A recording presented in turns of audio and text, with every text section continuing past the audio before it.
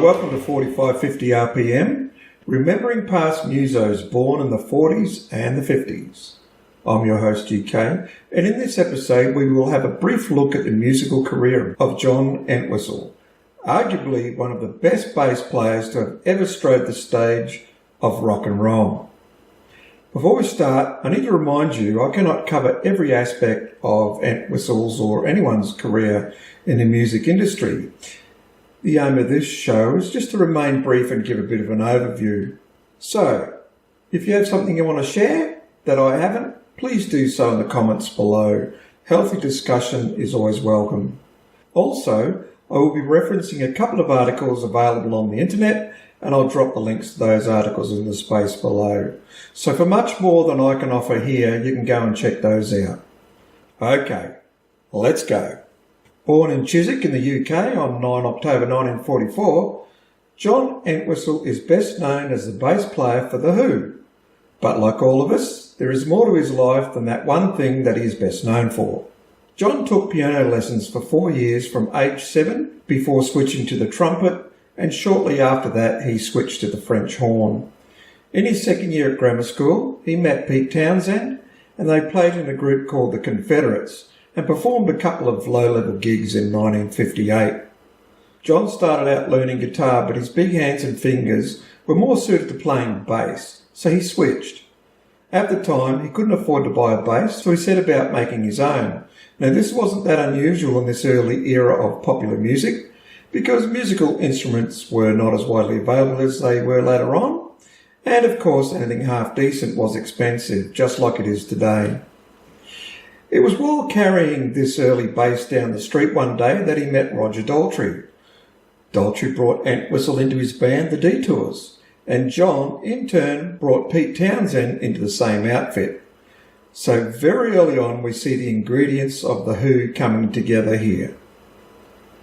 At this point, in the early 60s, John worked at the tax office where his mother was also employed. And from all reports, he found it boring and was far more interested in a career in the music industry. Now, at that point in time, the industry had some heavy competition with the likes of the Beatles, the Stones, the Kinks, the Pretty Things, the Hollies and others. So their work was cut out for them if they were going to compete. Let me read from this article about Entwistle that I will reference in the information segment below. Quote, "At Townshend's cajoling, first they had to measure up to the emerging competition. This, among other things, meant beefing up their sound. To help them do that, Townshend sought out Jim Marshall, proprietor of the Marshall Music Shop in nearby West Ealing. Marshall was known for his enthusiasm for encouraging aspiring young bands by kitting them out with gear at a reasonable price. He was also in the process of developing the amplifier that would carry his name and make his fortune. One of Marshall Amplifier's first customers was John Entwistle. John was very happy with his new cabinet of 4 12-inch speakers intended for bass guitar, Townshend wrote in 2012. I was less thrilled. John, already very loud, was now too loud. I bought a second speaker cabinet and powered it with a Fender Bassman head. John bought another speaker cabinet to stay ahead of me. I quickly caught up with 2 Fender amplifiers. John and I were engaged in a musical arms race." Now, it's known that, unquote, I should say unquote, it's known that Entwistle from very early on and right through his career wanted to be loud and he wanted to be heard. But like everybody in a band, you always want to be heard, don't you? It's also around this time that they saw an Irish band on TV, also called the Detours. So they changed their name to The Who. They did have a short time and one single as The High Numbers, but changed back again to The Who. Now I'm going to assume you have some basic background as to who The Who are in the world of rock. Sounded like an owl there, didn't I? Who. And I won't be going into too much detail about them here, but Entwistle played on 10 of the 12 studio albums by The Who, the last 2 produced after his death. Now I think it's their live performances that set The Who apart from their peers. To start with, they were very high energy. Keith Moon and how he handled his drum kit, including destroying it. Pete Townshend and his windmill arm on his guitar and smashing that. Daltrey with a super long mic cable and swinging that into the air. And then there was Entwistle, who could arguably be called the coolest on the stage of all four. Now, I wrote this portion before I read what I will quote here. So, quote, "Through the grind of one-night stands around London and further afield to satellite towns such as Watford, the Who evolved a stage act quite unlike any of their contemporaries. Daltrey began to brandish his microphone lead like a whip. Townsend assailed his guitars with a windmill arm, or to smash them to smithereens on the small stages. Behind those two, Moon was a whirling dervish. Entwistle his counterbalance, unmoving as a statue." Unquote. Now, there's a little bit more that sets them apart from their peers, and that is how they played. And what I'm getting at here is how they played together as a band. It's widely acknowledged that the Who were anything but conventional as a band. For example, Entwistle's bass playing was more like lead than rhythm, which allowed Townsend to concentrate on his windmill power chords and more of a rhythm sound. So, he really is known, yes, he played some lead, but really is known for that sort of rhythm and concentrated on that, because over on the other side of the stage, you've got Entwistle just plucking away at that bass, and it's almost like, playing a solo. You watch some of those YouTube clips and watch his fingers, and you can see why they called him Thunderfingers. Entwistle was known to have a wicked sense of humour. I suppose, like all of us, not everyone will get our humour, and I've read a number of things about John's humour, and to highlight maybe one example, let's talk about Boris the Spider. Boris the Spider is a track written by Entwistle that appears on the Who's second album, A Quick One, released in 1966. As the story goes, Entwistle had been out drinking with Bill Wyman, the bassist for the Rolling Stones, and they were making up funny names for animals, and John came up with Boris the Spider. The song itself apparently took him all of 6 minutes to write, and he considered it a horror song. Go and have a listen to it. It is different to say the least, and not only because Entwistle affects a gruff, throaty sound in the chorus, apparently inspired by one of Spike Milligan's characters called Throat from The Goon Show. Now, if you don't know anything about The Goon Show, it might be worth some research for you as well. The Goon Show was a BBC radio comedy program that aired in the 50s and the early 60s. Now, I only know about it because as a kid in the 70s, I used to listen to reruns of the show late at night on a little transistor with an earphone. Of course, I was meant to be asleep at the time, but I enjoyed the silly humour of the Goons. And really, they're kind of, sort of a proto-example of the Monty Python comedy team. Now, before I move on, actually, I was just going to move on from there, but I'll just give you a taste of a couple of the lyrics here on Boris the Spider. Boris the Spider. Look, he's crawling up my wall, black and hairy, very small. Now he's above my head, hanging by a little thread. And then it's Boris the Spider, Boris the Spider. Now he's dropped onto the floor, heading for the bedroom door. Maybe he's as scared as me. Where he's gone now, I can't see. And then it goes on, but eventually it seems to say, there he is, wrapped in a ball, doesn't seem to move at all. Perhaps he's dead. I'll just make sure, pick this book up off the floor, and so on and so forth. You get the idea. It's pretty funny. And I guess a little bit unusual for a rock band, but I guess it just shows his sense of humour. Okay, since we've just talked about Boris the Spider, let's discuss briefly something about Entwistle's solo career.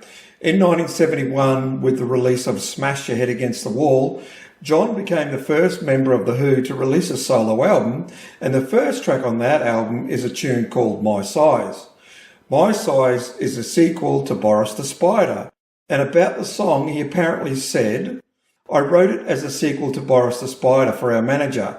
Our manager wanted me to put Boris the Spider on my album, so I wrote My Size, and I wrote it in a sort of code so it sounds as if it were being sung about a woman. Then I stuck the ending on it as a clue. It wasn't a very good clue, I suppose. Elsewhere, Entwistle also said about the song My Size, he said a lot of people at the time thought My Size from the Smash Your Head album was actually the new Who single. The artwork on the album Smash Ahead also goes a long way to show John's dark sense of humour.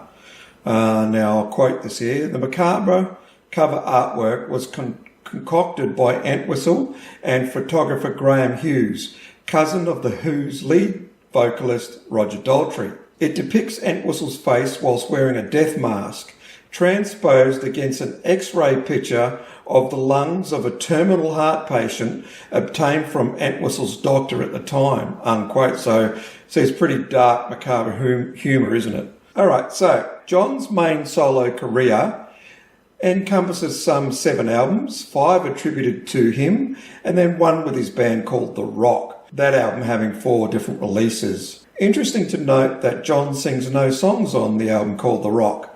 Then there's a release by the John Entwistle band called The Music from Vampires, that's V-A-N-Pires, which was the soundtrack for a sci-fi animated children's television series which features 1 track upon which lead guitar and vocals is by Mountain's Leslie West. And just rounding off this section here, then there's the 2006 release by Tipton, Entwistle and Powell called The Edge of the World, by Judas Priest guitarist Glenn Tipton.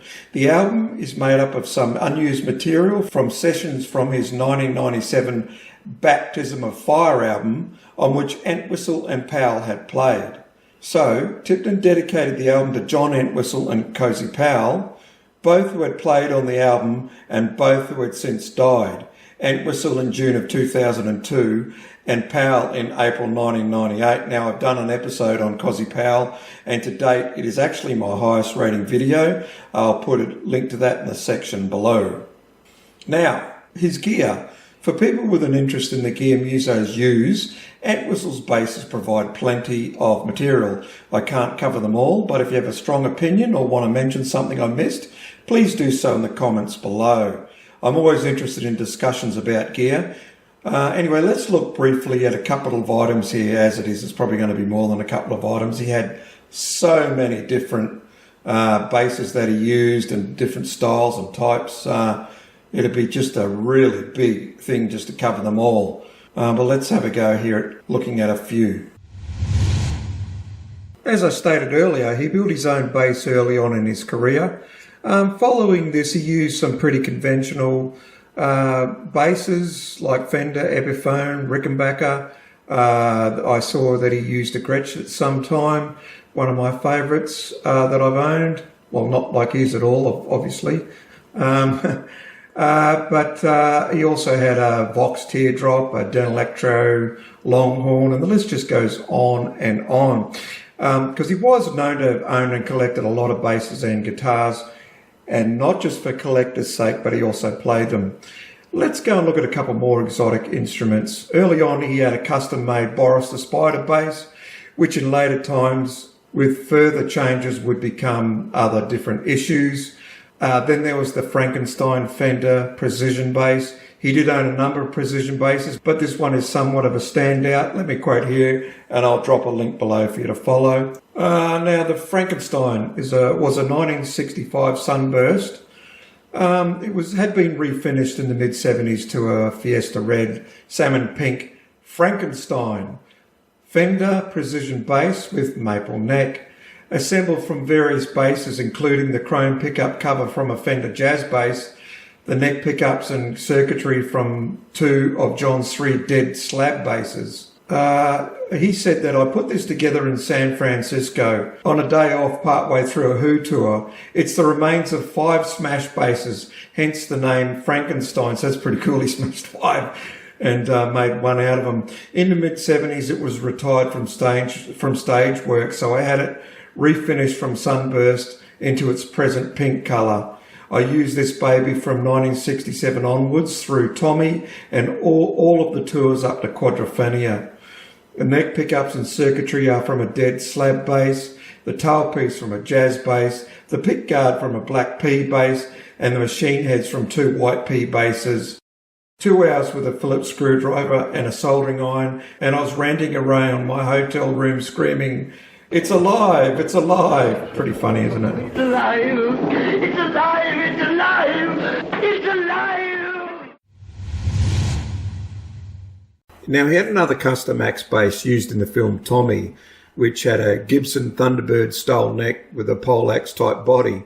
Incidentally, he also had a few Gibson Thunderbirds, both reverse and non-reverse style.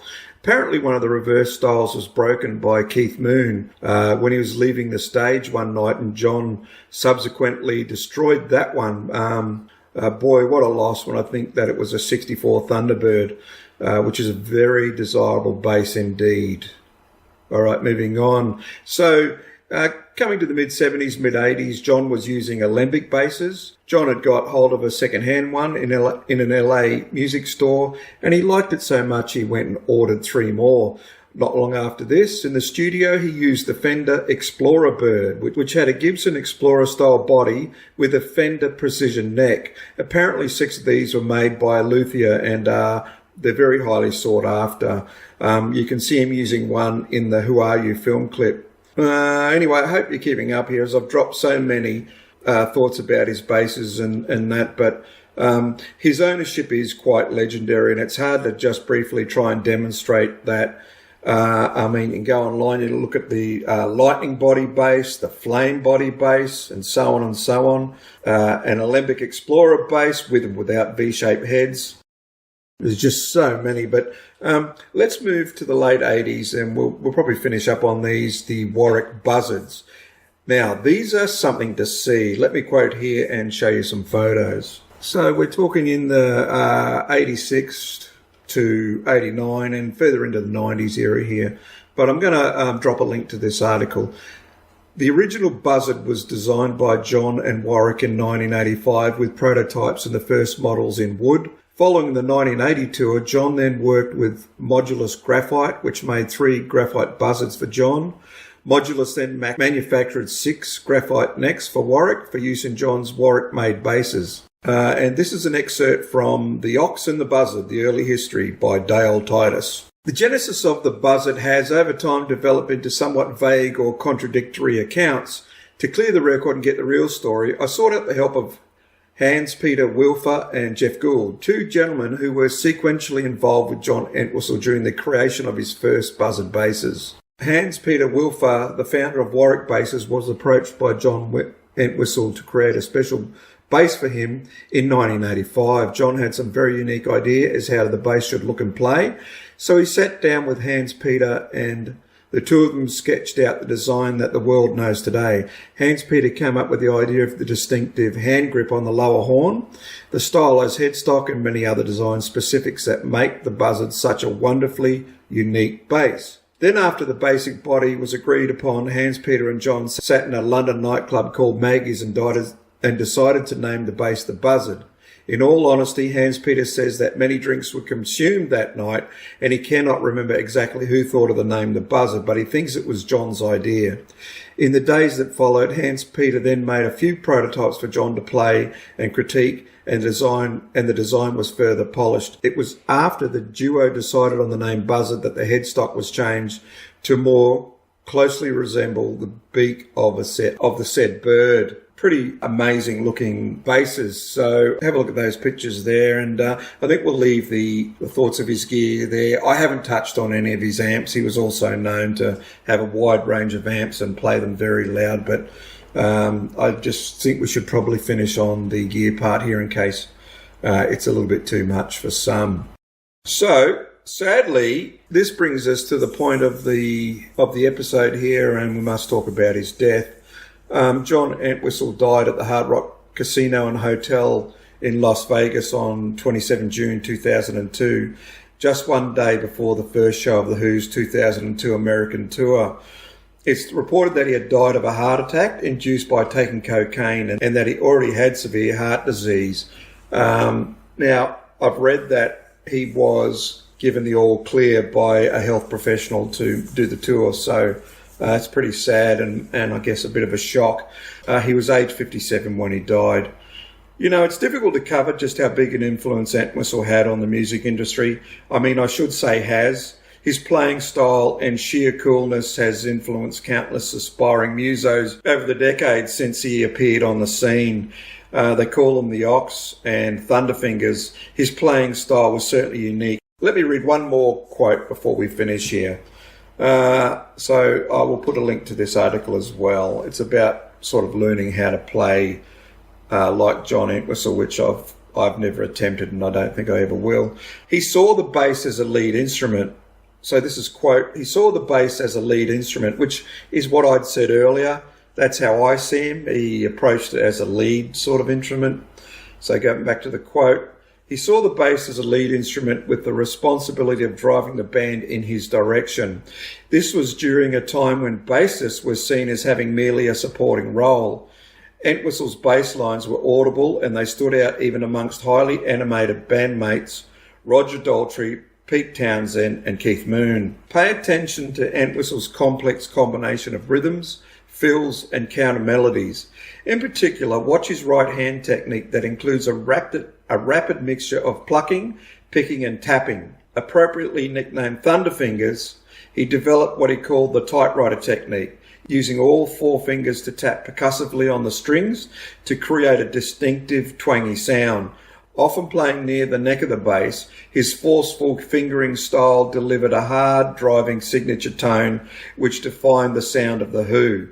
Entwistle is also known for his left-handed hammer-ons, which he used to create harmonics and percussive sounds. In addition, he used a multitude of effects to create overdriven, distorted, guitar-sounding bass lines that were often the melodic lead parts of a song. So we might finish there. I'll just say that his is a big loss to the music industry for sure, and he won't soon be forgotten.